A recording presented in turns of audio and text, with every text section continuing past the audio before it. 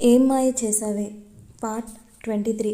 గుడి నుండి డైరెక్ట్గా ఇంటికి చేరుకున్న జశ్వంత్ తనని తాను తన రూమ్లో లాక్ చేసుకొని మనసులో భారం అంతా దిగే వరకు ఆ చీకట్లో మౌనంగా రోధిస్తూనే ఉన్నాడు. కానీ అతని బాధ అంతా తేలిగ్గా తీరేది అయితే కాదు కదా. అలా ఉదయం అనగా అక్కడ కూర్చున్న జశ్వంత్ బాధతో ఏడ్చి ఏడ్చి అలసిపోయి సమయం గడిచే కొద్దీ అతని మనసు మెదడు కూడా పరిస్థితులను అర్థం చేసుకునే ప్రయత్నం చేయడం మొదలుపెట్టాయి. ఆ ప్రయత్నం ఫలితంగా ప్రేమ తప్ప అన్వికి ఇంకెవరూ మంచి తల్లి కాలేరు అని అతని మనసు చెబుతుంటే ఆ ఇద్దరిది దేవుడు ముడివేసిన బంధం అని క్లియర్గా అర్థం చేసుకున్నాడు జశ్వంత్. అందుకే మెల్లగా అతని మనసు అదిత్ ప్రేమల వివాహ బంధాన్ని యాక్సెప్ట్ చేస్తూ ఉంది. అతని మనసు ప్రేమని ఎంతగా ఆరాధించినా కూడా అతను ఎప్పుడూ ప్రేమ సంతోషంగా ఉండాలని కోరుకునేవాడు. అందుకే ఈ విషయాన్ని కష్టంగా అయినా ఇష్టంగానే సర్ది చెప్పుకొని అదిత్ మనసు మార్చుకొని ప్రేమతో సంతోషంగా ఉండాలని కోరుకున్నాడు.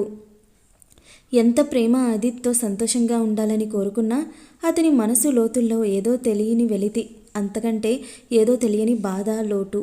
బృందావనం ప్రేమ మాటలకు అందరూ సంతోషపడుతూ ఉండగానే నానమ్మ ఆకలి అన్న బుజ్జి అన్వి మాటలకు అందరూ నవ్వుకుంటూ ఉండగా వైశాలి గారు వెళ్ళి ఒక ప్లేట్లో అన్వికి భోజనం వడ్డించుకొని వచ్చి అందరినీ ఫ్రెష్ అవ్వమని రూమ్స్ చూపించారు. దాంతో ఎవరికి వారు వాళ్ళకు చూపించిన రూమ్స్కి వెళ్ళిపోతే ప్రేమ మాత్రం అన్వికి తినిపించేసి వెళ్తాను అత్తయ్య అని స్వయంగా తనే తన బంగారానికి భోజనం తినిపించి ఆఖరి ముద్దతో దిష్టి తీసి ముందు అన్వికి డ్రెస్ చేంజ్ చేసి తను ఫ్రెష్ అయ్యి బయటకు వచ్చేసరికి అప్పటికే అందరూ లంచ్ చేసేసి రేపటి పూజకి కావాల్సిన అరేంజ్మెంట్స్ చూస్తూ ఉన్నారు. వైశాలి గారు ఇంకా తినకపోవడం వర్ష ప్రేమను ఆవిడను కూర్చోమని ఇద్దరికీ లంచ్ వడ్డించింది. లంచ్ అయ్యాక అందరూ ప్రేమను కాసేపు రెస్ట్ తీసుకోమని పంపిస్తే ప్రేమ కూడా మనసు శరీరం బాగా అలసిపోయి ఉండడంతో కాదనకుండా అన్విని తీసుకొని తనకి ఇచ్చిన రూమ్లోకి వెళ్ళిపోయింది. ఆ రోజు సాయంత్రం అవుతుండగా రేపు ఉదయాన్నే వస్తామని వర్ష పేరెంట్స్ వాళ్లతో పాటుగా తులసి గారు కూడా తిరిగి ఇంటికి వెళ్ళిపోయారు. వర్షను ప్రేమకు తోడుగా ఉంచి వాళ్ళు అలా వెళ్ళగానే వైభవ్కి అసలు ఉదయం నుండి జశ్వంత్కి కాల్ చేద్దాం అంటే కుదరకపోవడంతో వెంటనే అతనికి కాల్ చేస్తాడు. కానీ ఎన్నిసార్లు చేసినా లిఫ్ట్ చేయకపోవడంతో ఎందుకో వైభవ్కి కంగారుగా అనిపిస్తుంది. కానీ అంతలోనే జశ్వంత్ నుండి ఉదయం యాక్సిడెంట్ విషయం చెప్పి హాస్పిటల్లో లేట్ అయ్యింది అందుకే రాలేకపోయాను అని మెసేజ్ రావడంతో కాస్త రిలాక్స్ ఫీల్ అయ్యాడు వైభవ్. రేపు ఉదయం ఇంట్లో పూజుంది, కనీసం దానికైనా రమ్మని వైభవ్ మెసేజ్ చేసేసరికి జశ్వంత్ నుండి ఓకే అని రావడంతో వైభవ్ హ్యాపీగా ఫీల్ అవుతూ ప్రేమ వర్షలతో ఆడుతూ అల్లరి చేస్తున్న అన్వి దగ్గరకు వెళ్ళాడు. ప్రేమ ఇంట్లో అడుగుపెట్టిన దగ్గర నుండి అన్వి మొహంలో చేరిన సంతోషం నిజంగా మాటల్లో వర్ణించలేనిది.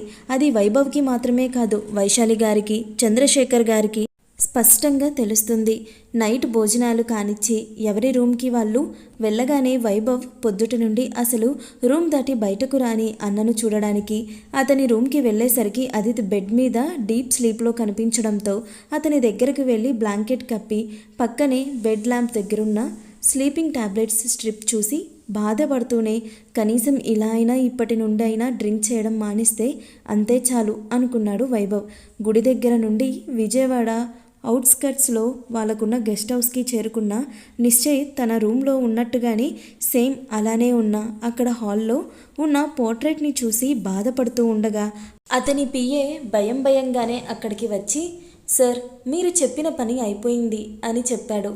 ఆ మాటకు నిశ్చయ్ ఒక సాడిస్టిక్ స్మైల్తో గెట్ రెడీ ఆది అని నవ్వుకుంటూ అతని రూమ్కి వెళ్ళిపోయాడు. అతని పిఏ అతను వెళ్ళిన వైపే చూస్తూ అసలు మీరేం చేయాలనుకుంటున్నారు సార్ అని అయోమయంగా ఫీల్ అవుతూ అతను ఏం చేయబోతున్నాడో అని భయపడుతూ ఉన్నాడు. ఉదయాన్నే అదిత్ ప్రేమల చేత సత్యనారాయణ స్వామి వ్రతం చేయించారు వైశాలి గారు. వ్రతం అవ్వగానే కేవలం ఇంట్లో వాళ్ళ మధ్యనే వాళ్ళ పెళ్లి జరగడంతో చుట్టుపక్కల ఆడవాళ్లను తాంబూలం తీసుకోవడానికి పిలవడం వల్ల ప్రేమ చేత అందరికీ తాంబూలం ఇప్పిస్తూ ఉండగా వాళ్ళలో ఒక ఆమె అదిత్ కూతురి కోసమే ఈ పెళ్లి చేసుకుని ఉండొచ్చు, కానీ ఏ బిడ్డకు మరో ఆడది కన్నతల్లి ప్రేమను పంచలేదు వదినా. ఈ కాలం పిల్లలైతే అసలు ఆలోచించాల్సిన పనే లేదు. ఈ అమ్మాయి అదిత్కి మంచి భార్య అవుతుందేమో కానీ అన్వికి మంచి తల్లి కాలేదు అనింది. ఒకప్పుడు తన కూతుర్ని అదిత్కి ఇస్తాను అంటే వద్దన్న ఉక్రోషం వెళ్ళగక్కుతూ ఆమె మాటలకి ప్రేమ కళ్ళలో కన్నీళ్లు సుడులు తిరుగుతుంటే మౌనంగా తలదించుకొని ఉండిపోయింది. అక్కడున్న అందరికీ ప్రేమను అలా చూడగానే ఒక్కసారిగా మనసు చివుక్కుమంటే అదితి మాత్రం ప్రేమను కోపంగా చూస్తూ అక్కడి నుండి వెళ్ళబోయాడు. వైభవ్ కోపంతో ముందు రాబోయాడు.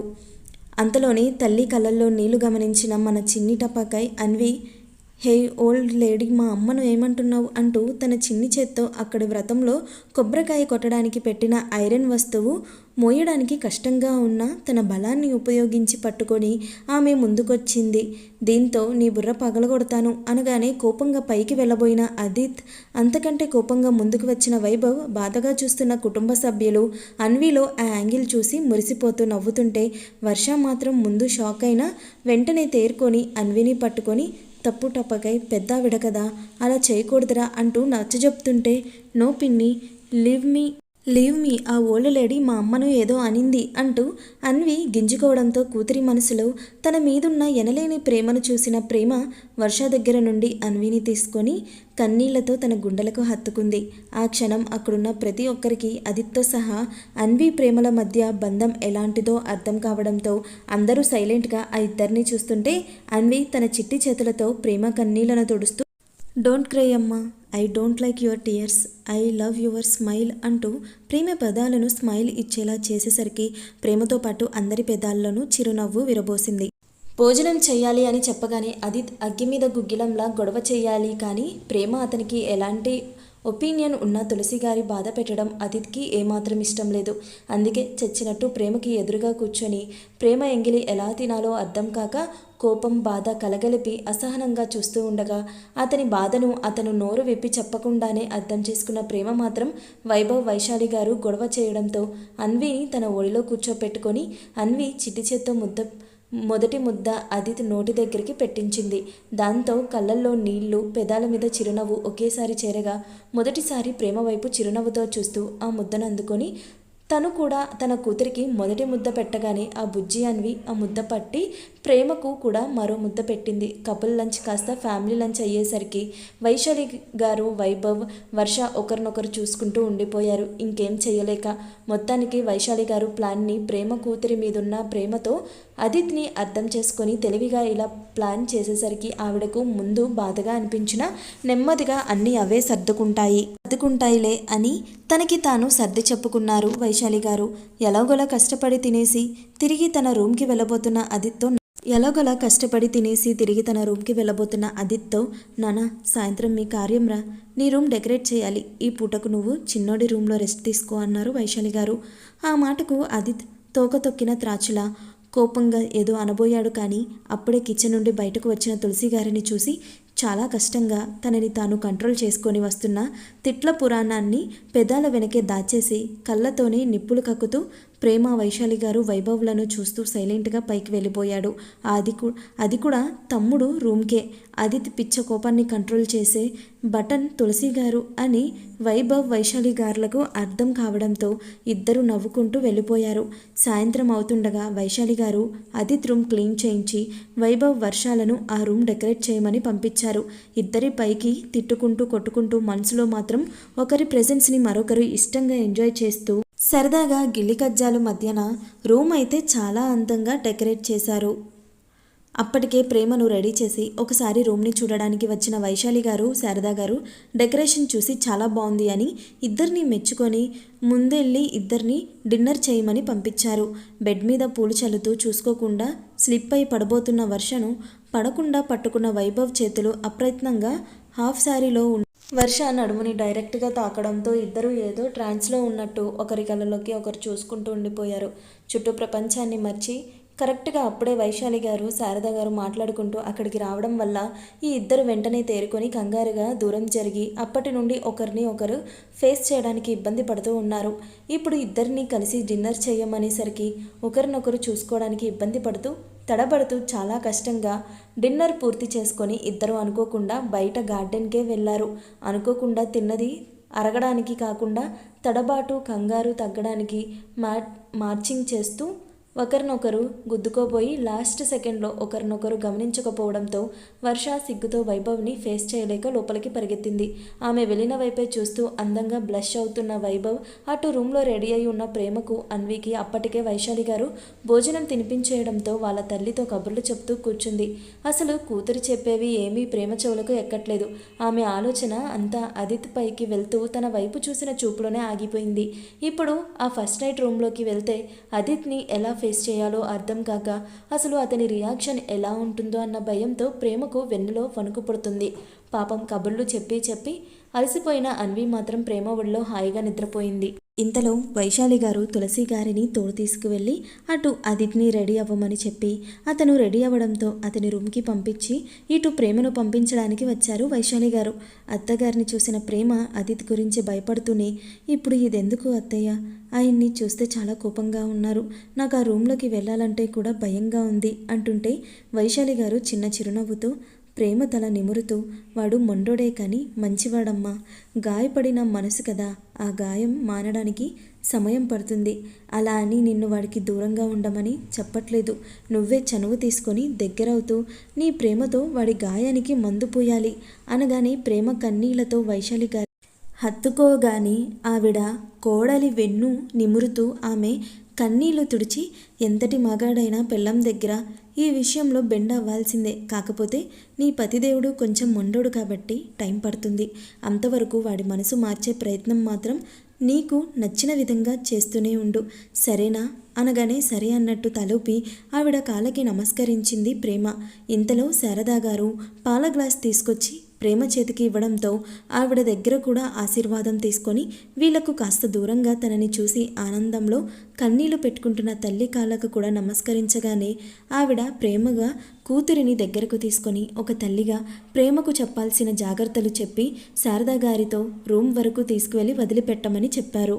శారదా గారు ప్రేమను ఆదిత్ రూమ్ దగ్గర వదిలిపెట్టి తిరిగి వచ్చేసరికి అప్పటికే తులసి గారు తిరుగు ప్రయాణం అవుతుంటే వైశాలి గారు తులసి గారిని ఆపి, వదిన, ఇది మీకు పరాయి ఇల్లు కాదు, మీ కూతురిల్లు, అంటే మీ ఇల్లు, మీరు ఎక్కడికి వెళ్ళొద్దు వదిన, ఇక్కడే ఉండండి అనగానే తులసి గారు కాస్త ఇబ్బందిగా, తప్పుగా అనుకోవద్దు, నేను బాగున్నన్నాళ్ళు మా ఇంట్లోనే ఉంటాను వదిన, ఇక్కడే ఉండి నేను ఎవరికి బరువుని భారాన్ని కాలేను అనగానే అప్పుడే లోపలికి వస్తున్న ఆదిత్, మీరు బరువు భారం ఏంటత్తయ్య, చీకటి మిగిలిపోయిన మా జీవితాల్లోకి వెలుగుని నింపిన దేవత మా వదిన, అయితే ఆ దేవతకు జన్మనించింది మీరే కదా, ఇప్పటి వరకు మీకంటూ ఈ లోకంలో ఉంది వదిన మాత్రమే అయ్యుండొచ్చు, కానీ ఇక నుండి ఈ కుటుంబం అంతా మీదత్తయ్య, మీరు ఎక్కడికి వెళ్ళడానికి వీల్లేదు, మీరిక్కడే ఉండాలి అని ఖచ్చితంగా చెప్పడం, పైగా చంద్రశేఖర్ గారు కూడా అదే మాట ఖచ్చితంగా చెప్పడంతో ఇక కాదనలేకపోయారు తులసి గారు.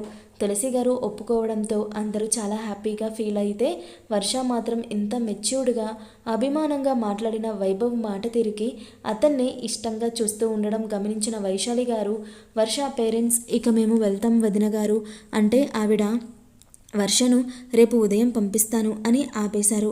కాసేపటికి ఎవరి రూమ్కి వాళ్ళు వెళ్ళిపోయారు. ఆదిత్ రూమ్లో ప్రేమ లోపలికి వెళ్ళేసరికి విండో దగ్గర కోపంతో నిప్పులు కక్కుతున్న ఆదిత్ని చూడగానే తన భయం తారాస్థాయికి చేరడంతో కనీసం అతన్ని పిలిచే ధైర్యం కూడా చేయలేక తన చేతిలో ఉన్న పాల గ్లాస్ అక్కడే ఉన్న టేబుల్ మీద పెట్టేసి భయంగా ఓ మూలన నిలుచుంది ప్రేమ.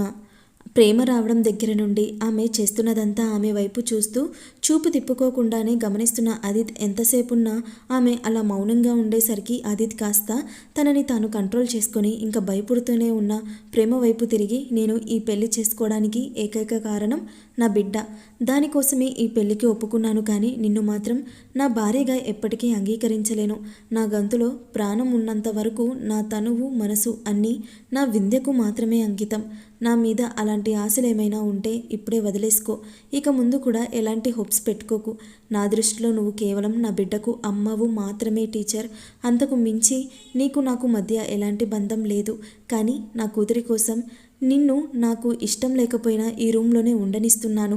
మనం ప్రపంచం ముందు తనకి అమ్మానాన్నలం, అది కూడా నా బిడ్డ సంతోషం కోసమే అనేసి విసురుగా బెడ్ ఎక్కేశాడు అదిత్. అతని మాటలకి ప్రేమ మనసు బాధతో మూలుగుతూ కన్నీళ్లు ప్రవాహం కట్టలు తెంచుకుంటే ఏడుస్తూనే వెళ్ళి సోఫాలో కూర్చొని బెడ్ మీదున్న అదిత్ని చూస్తూ మౌనంగా తల వెనక్కి వాల్చింది.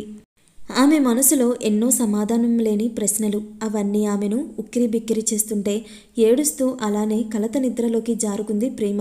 చాలాసేపటి తర్వాత అర్ధరాత్రి సమయంలో అప్పుడే అక్కడ మంచు పొగలాంటి ఆత్మరూపంలో ఆ రూమ్లో ప్రత్యక్షమైన వింధ్యకు అదిత్ ప్రేమలు తూర్పు పడమరలా ఎడంగా ఎవరి దారిన వాళ్ళు నిద్రపోతూ కనిపించేసరికి చాలా బాధేసింది. కానీ నెమ్మదిగా ప్రేమ దగ్గరకు అభిమానంగా ప్రేమ అని పిలిచేసరికి కలత నిద్రలో ఉన్న ప్రేమ ఉలిక్కిపడి నిద్రలేచి వింధ్య అంటూ ఎదురుగా ఆత్మరూపంలో ఉన్న వింధ్యను చూసి మొదట షాక్ అయినా వెంటనే తేరుకొని బాధతో కన్నీళ్లు పెట్టుకుంటూ వింధ్య నువ్వు నువ్వు అంటూ చిన్నగా వెక్కుతూ సరిగ్గా మాట్లాడలేకపోయింది ప్రేమ ప్రస్తుత పరిస్థితి ఏంటనేది వింధ్యకు బాగా అర్థమైంది. కానీ అసలు ఆమె అదిత్కి తప్ప మరో మనిషికి కనిపిస్తుంది, అది కూడా ప్రేమకు అన్న ఆశ్చర్యంలో ఉండి ప్రేమను ఎలా ఓదార్చాలో అర్థం కాక సతమతం అవుతూ ఉంది.